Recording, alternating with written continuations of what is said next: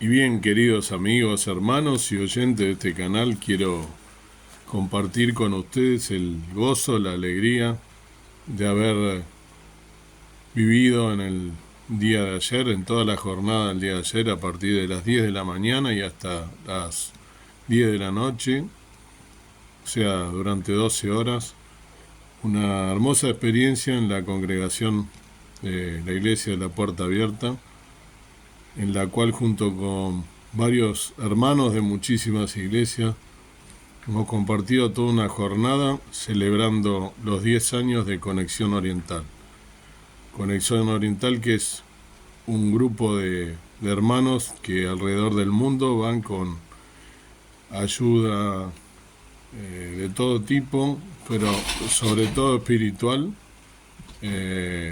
aquellas zonas donde hay refugiados, aquellas zonas donde hay desplazados, aquellas zonas donde diferentes personas en el mundo entero, por distintas circunstancias, en su gran mayoría en Medio Oriente y en las regiones de África y de Asia, pero también en América, son desplazados de sus países de origen por distintas circunstancias, ya sea por persecuciones ideológicas, políticas, religiosas, de todo tipo, o por guerras civiles, por movimientos de extremistas, en fin. Y algunos son refugiados, que son aquellos que se van de su patria para ir a otro lugar cuando cruzan la frontera, y otros son desplazados, que son desplazados internos, como si de un país, de un extremo de un país voy a otro, pero sin irme de mi país. En todos los casos son personas que carecen de un montón de cosas porque se van y al moverse de su lugar de origen pierden todo, la gran mayoría.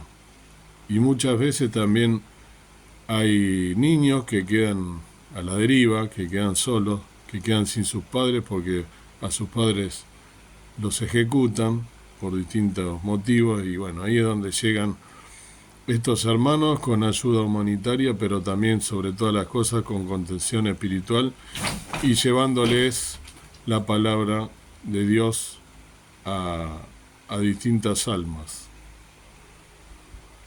Y qué importante que es la tarea que ellos realizan, porque han hecho muchísimos viajes desde el año 2014. Ayer celebrábamos juntos, después de todo un periplo que hicieron en nuestro país, en distintas provincias, celebraban los 10 años, en los cuales han hecho varios viajes en la zona de Medio Oriente. Muchos hermanos nos contaban que hicieron 6 viajes durante estos 10 años, y que tenían ya programado para el año que viene, Dios mediante, otro. También estaban hablando de hacer un viaje a México, donde están muchas personas desplazadas queriendo cruzar la frontera a los Estados Unidos, de México a Estados Unidos, cruzando por el Darién, que es una zona donde se corre mucho peligro, una selva, y de extremo peligro, de muchas necesidades, y sobre todo estos hermanos que quieren es llevarle la palabra de Dios, que conozcan a Jesús. Esa es su misión. Y el hermano que llevó el mensaje durante las 3 partes del día, a la mañana, a la tarde y a la noche, es un misionero que se llama Alan Matamoros. Y este hermano precioso es de Costa Rica, vino aquí a dar la charla festejando estos 10 años de Conexión Oriental, pero además él ha ido varias veces a Medio Oriente, a África, y estuvo últimamente también en Siria, donde hay una guerra civil interna muy grande, en fin, en muchos países, y contó muchas experiencias. A lo que quiero compartir con hoy, porque son muchas las experiencias que a lo largo de toda la jornada tuve, lo voy a ir haciendo en varios videos porque no me lo quiero guardar, porque me parece que es de edificación para todos, es la palabra que él dio. Y él nos decía basado en el libro de los Hechos de los Apóstoles, el capítulo 15, donde vemos aquí a Pablo y a los hermanos en la iglesia primitiva, que la misión mundial tiene muchas similitudes con esta iglesia primitiva y con el movimiento primitivo misionero. Dice aquí, leyendo los primeros 7 versículos: entonces algunos que venían de Judea enseñaban a los hermanos que si no os circuncidáis conforme al rito de Moisés, no podéis ser salvos. Así que, suscitada una disensión y contienda no pequeña a Pablo y a Bernabé, contra ellos determinaron que subieran Pablo y Bernabé a Jerusalén, y algunos otros de ellos a los apóstoles y a los ancianos sobre esta cuestión.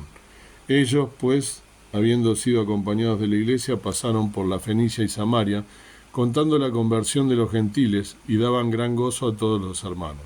Y llegados a Jerusalén, fueron recibidos de la iglesia, de los apóstoles y de los ancianos, y refirieron todas las cosas que Dios había hecho con ellos. Mas algunos de la secta de los fariseos que habían creído se levantaron diciendo que es menester circuncidarlos y mandarles que guarden la ley de Moisés. Y se juntaron los apóstoles y los ancianos para conocer de este negocio. Y habiendo habido grande contienda, levantándose Pedro les dijo: varones hermanos, vosotros sabéis como yo, ya hace algún tiempo, que Dios escogió que los gentiles oyesen por mi boca la palabra del Evangelio y creyesen. Por ahora hasta aquí la palabra del Señor. Después él siguió haciendo énfasis, ¿no?, también en los versículos 12 y 13, donde dice que entonces la multitud cayó y oyeron a Bernabé y a Pablo que contaban cuán grandes maravillas y señales Dios había hecho por ellos entre los gentiles. Y después que hubieron callado, Jacobo respondió diciendo: varones hermanos, oídme.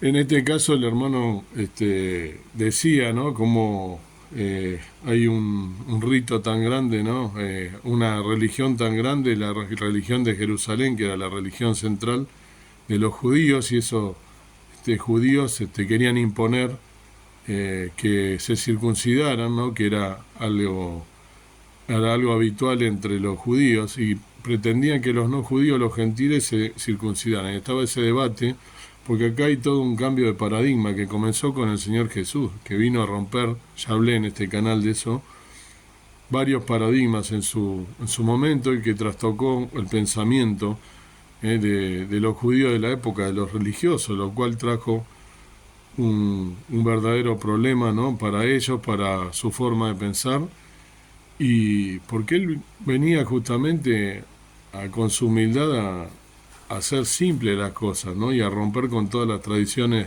religiosas.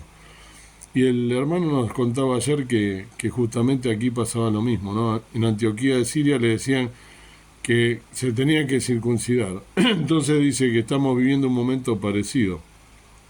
Miles de seres humanos se están movilizando, ¿no?, en el mundo, ¿no? No olvidemos lo central que es el festejo de estos 10 años, ¿no? Y porque esto es justamente un encuentro que tiene su base en el movimiento del mundo y en llevar el Evangelio a toda criatura, un mandato que nos dio el Señor Jesús. Y este misionero decía que el primer concilio de la iglesia, motivado por asuntos de campo, cuando dice campo, asuntos del terreno, o sea, no de quedarse dentro de las 4 paredes de la congregación, sino de la salida a la misión, al campo, a predicar el Evangelio, ¿no? Entonces, ese primer concilio de la iglesia estaba motivado por eso, por lo que pasaba entonces en el terreno cuando iban a predicar el Evangelio. Los misioneros tenían una praxis que atacaba los cimientos de la iglesia madre, ¿no?, porque estaban llevándole el Evangelio a aquellos que no eran circuncidados. Un campo de paradigma, ¿no?, de pensamiento. Hoy pasa algo similar, dice él, ¿no? Ellos no tienen el Evangelio, ¿no? Muchas veces cuando él le explicaba la similitud, que muchas iglesias que envían misioneros dicen algo que en filosofía se llama la otredad, el otro, ¿no? Entonces, marcar una diferencia tajante entre uno y otro. Y entonces, en este caso nosotros tenemos el Evangelio y ellos no lo tienen. Ellos no tienen el Evangelio, nosotros sí. Nosotros le vamos a ir a solucionar la vida, llevándoles el Evangelio. Pero esos paradigmas se rompen cuando se llega al campo, explicaba el misionero, Alan, cuando decía que al llegar te das cuenta que Dios se mueve antes de que el misionero llegue, antes de que lleguen las misiones, ¿no?, al lugar. En todos lados hay grupos en el Islam, ¿no? Y pasa que ya están esos grupos sorpresivamente, tienen de alguna manera, están esperando que venga a darle la palabra, pero también ellos ya de alguna manera conocen a Jesús. Es el Espíritu Santo realmente moviéndose. Esto concuerda entre varios misioneros que ya he escuchado y que pasa, para sorpresa de todos, ¿no? Él mencionaba, he orado por los fulani de África Occidental, ¿no? Le decía que él se movía en África, en Asia. Los fulani, ¿no?, que son 43 millones de distribuidos en 6 países. Son 43 millones de personas distribuidas en 6 países. Y él mencionaba también unas aldeas a las cuales pertenecen, ¿no?, estos fulani, que son Curucula y Tacatala. Me cuesta pronunciarlo, como le cuesta a él también, pero él dice, después de tanto tiempo lo aprendí a pronunciar.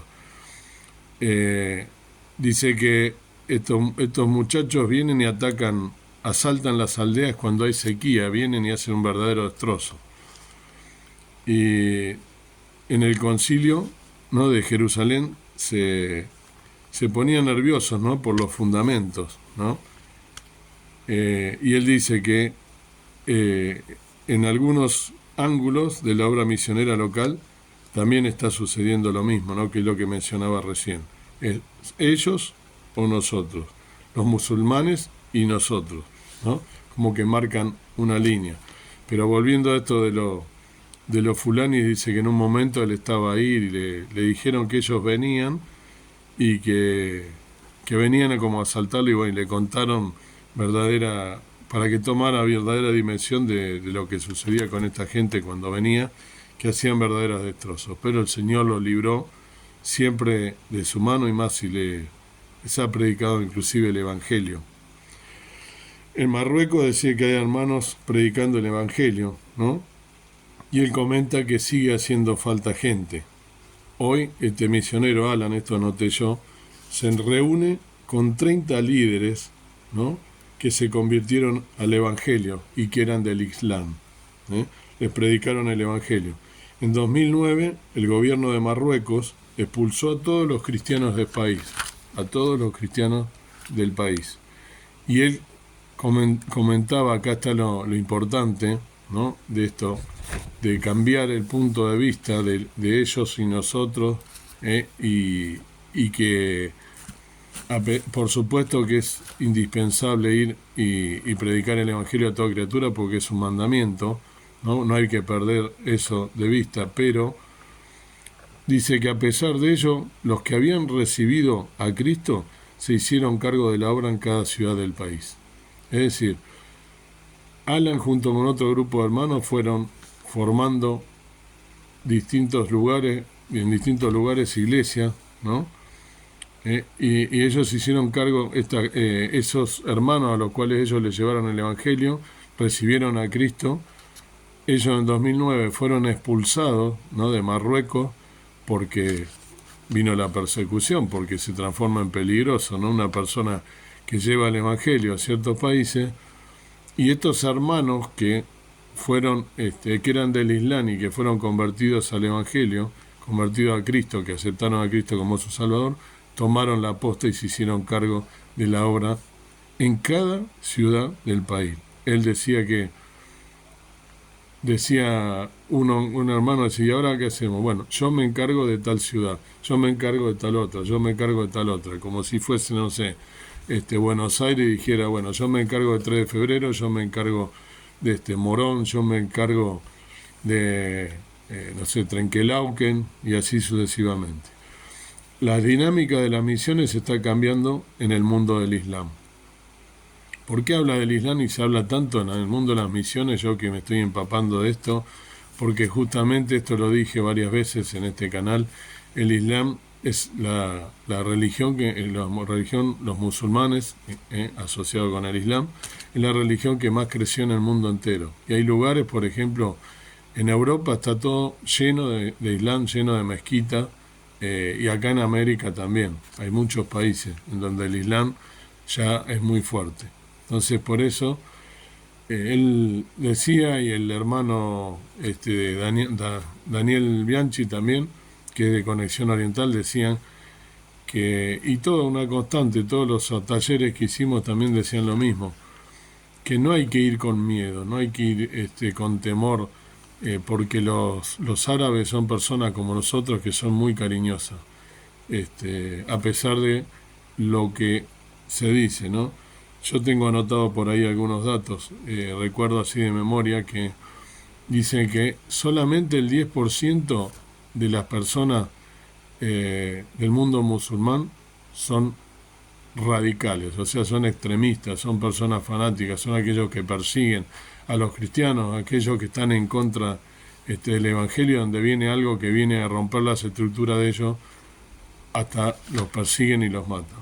Pero son nada más que el 10%. Lo que sucede, como son tantos millones, 10% es un montón de gente también. Dice, se debe escuchar a los fulanis, no ya expliqué quiénes son, de África, las voces del campo, o sea, las voces de cuando uno va al terreno. Dice que él nos comentaba esto, ya lo había dicho también cuando fue la obra misionera en el mes de agosto, 7.000 etnias aún no han sido alcanzadas. Hay 7.000 etnias en el mundo, querido hermano, que aún no conocen a Cristo, que no fueron alcanzados por el Evangelio. A pesar de que esto que mencioné, que también para sorpresa, cuando van, hay personas que de alguna manera están esperando recibir el Evangelio.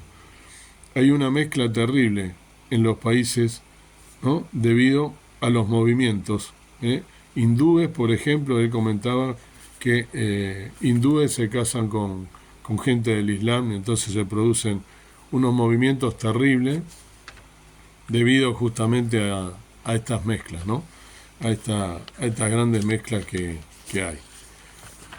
Siguiendo con lo del hermano, después voy a explicar en algún otro video lo de los talleres que tuve, que fueron hermosos también, pero este hermano decía, ¿no? Que estoy buscando el mensaje, ¿no? ¿Sí? El mensaje de la tarde.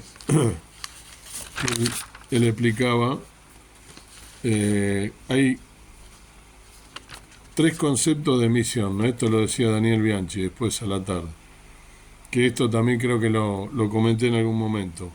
¿Qué entendemos por misión? Obviamente tiene que ver con Dios, ¿no? Y él hablaba de Missio Dei, esto lo estudié en el curso de refugiados que hice con ellos. Missio Dei, que es la misión de Dios, Motus Dei, que es Dios que se mueve, y Receptio Dei, que es un Dios que recepciona. En el primero, Missio Dei, el concepto desde 1930, si Dios está llevando todo adelante, muchas veces hay un pensamiento que si Dios está llevando todo adelante, ya está, Él se ocupa de todo. En realidad, este concepto es equivocado. Lo que hay que pensar es que Dios es quien lleva adelante las cosas y sostiene la misión, pero también debo preguntar cuál es el propósito que tiene Dios con esa misión. Entonces, Dios está en la misión de transformar gente y que su nombre sea glorificado. También Dios está en misión para redimir y liberar, y para también restaurar a toda su creación, decía el hermano, a los seres humanos y también a toda su creación. También está en misión para vencer el pecado y la muerte. Dios quiere que seamos parte de esta misión, desde nuestro lugar, ¿no? No quizás yendo a otro país, pero desde nuestra ciudad, desde nuestra provincia, lo de nuestro país o hasta lo último de la tierra. Como decía, Judea, Samaria y hasta lo último de la tierra. El Motus Dei, de un Dios que se mueve, ¿no? Desde Génesis 1, Dios se mueve, el Espíritu de Dios se movía, dice, ¿no? En Génesis 1:1. Dios está detrás del movimiento de la gente, de esa gente que se mueve, que expliqué, de tantos millones de personas moviéndose. Entonces, Dios es quien está en acción. Tengo que estar atento. Dios está, está en todos lados, ¿no? Y está presente y en acción. Y Dios quiere que la iglesia se mueva con Él, hacia la gente que también se mueve. Por eso es Motus Dei, Dios que se mueve, Dios en movimiento. Vemos que Jesús está en el camino y escucha entre la multitud al ciego que le decía que lo sane, ¿no? Hablando de Lucas, San Lucas. Dios está justamente haciendo, cuando viene ese ciego, recordamos que le pide que tenga misericordia de él, y Jesús, por su fe, justamente hace que ese ciego recupere la vista, lo sana. Entonces Dios está siempre en movimiento. Él estaba caminando, Él pasaba, Él no estaba quieto. Él se desplazaba de un lugar hacia otro sanando y llevando el Evangelio. Y sabemos, ya lo he explicado en este canal, la cantidad de kilómetros que caminaba, ¿no? Con lugares en distintas pendientes, con altura, rocosos, seguramente se llenaba de tierra, caminaba un montón de tiempo, por eso la costumbre de lavarse los pies, y lo recibían y le lavaban los pies cuando llevaba. Pero Dios estaba en movimiento, Dios no se quedaba quieto, caminaba un montón. Esto para nuestra enseñanza y para que entendamos el contexto de este Motus Dei. Y por último, el Receptus Dei, en San Lucas 15, las tres historias que se conectan, ¿no? En la última parábola, el padre es quien sale a buscar a sus dos hijos. Normalmente siempre se enfoca en el hijo que se había ido, en el hijo pródigo, pero la parábola en realidad, el hermano nos decía que también es importante tener en cuenta al Padre que representa a Dios, ¿no? Que es el que sale con misericordia, y en realidad él recibe a los pecadores, ¿no? El Señor Jesús en San Lucas 15:1 recibe a los pecadores y con ellos come, ¿no? Nos explicaba también. Y Dios extendió la mesa, ¿no? Y hace que cuenten quienes en ese momento no podían hacerlo, que se sumen quienes no podían hacerlo, ¿no? Que se sumen a la mesa junto con Él. Él hacía la analogía, ¿no? Que Dios recibe a todos por medio del Evangelio y quiere que nosotros también recibamos a otro. Él explicaba también que en 1910 en Edimburgo hubo una primera conferencia misionera y que allí, para explicar cómo esto fue cambiando, había un solo representante de América, que era un estadounidense, un americano, ninguno de América Latina. Hoy en la mesa hay casi 1000 misioneros de América Latina. Y Dios quiere seguir extendiendo en la mesa. Dios quiere que su reino se extienda. Él quiere que también haya más misioneros. ¿Dónde hay gente para evangelizar? Es la pregunta que nos debemos hacer. Cuando la mesa esté llena, recién vamos a participar de la fiesta espiritual. Dios quiera que entonces entendamos, ¿no? El mensaje, ¿cuál es? Así que hasta aquí lo que quiero compartir en este primer video, porque por cuestiones de tiempo. Así que qué importante, ¿no? Tomar esto, que Dios es un Dios en movimiento y que pide que sus hijos también se muevan, que salgamos de nuestra zona de confort, que busquemos almas para que el nombre del Señor Jesús sea glorificado. Que el Señor entonces te bendiga y que puedas realmente ser de bendición esto que he recibido con tanto gozo, una jornada preciosa y de tanta enseñanza. de salir de nuestra zona de confort y quizás poder, inclusive, si Dios así lo permitiese, poder ir a otro lugar con otras costumbres y llevar el Evangelio a toda criatura. Recordemos lo que siempre digo, el famoso sermón profético, hasta que el último ser humano sobre la tierra no conozca o no tenga la oportunidad de recibir a Cristo, después con el libre albedrío cada uno es responsable de lo que hace, pero hasta que no llegue hasta el último rincón del planeta la posibilidad de ser salvo, el Señor Jesús no va a volver. Así que te invito de alguna manera a reflexionar sobre esto y ver de qué manera podemos colaborar para que el Señor Jesús venga antes. Que el Señor te bendiga. Amado Dios, amado Padre Celestial, gracias por la posibilidad de compartir con mis hermanos a través de este canal las bendiciones recibidas en el día de ayer tan preciosas, las cuales nos hacen reflexionar acerca de muchas veces la posibilidad que nosotros tenemos de leer las Escrituras, de escudriñarlas, de llevarla a todos los que nos rodean y muchas veces por comodidad nos quedamos callados o nos conformamos nada más que con ir una vez por semana o 2 veces por semana al lugar que es llamado templo, pero recordemos que nosotros somos el templo del Espíritu Santo, cada uno de nosotros, y que la iglesia no está en un lugar, sino que la iglesia somos cada uno de nosotros. Todo el cuerpo de Cristo alrededor del mundo, todos aquellos que han aceptado a Cristo como su Salvador, formamos parte de la iglesia.